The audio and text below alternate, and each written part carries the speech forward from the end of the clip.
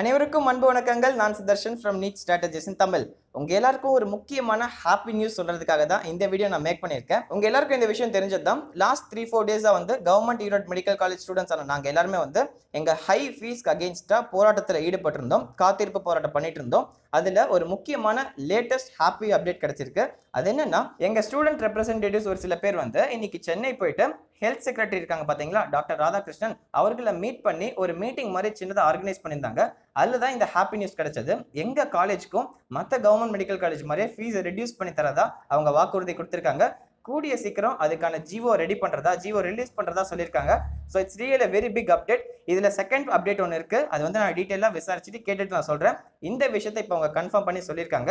So இந்த happy news உங்ககிட்ட share பண்ணிக்க தான் இந்த வீடியோ மேக் பண்ணியிருந்தேன். இதுல ரொம்ப முக்கியமான விஷயம் இருக்கு.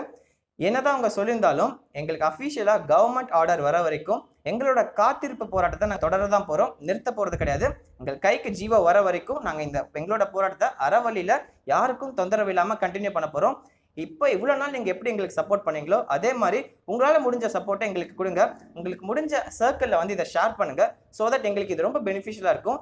செகண்ட் அப்டேட் வந்த உடனே கண்டிப்பாக உங்ககிட்ட டீட்டெயிலாக ஷேர் பண்ணிக்கிறேன். இன்னைக்கு ஈவினிங் இல்லை நைட் கூட நான் ஷேர் பண்ணிக்கிறேன். So it's Sudharshan signing off from NEET strategies Tamil. Bye guys.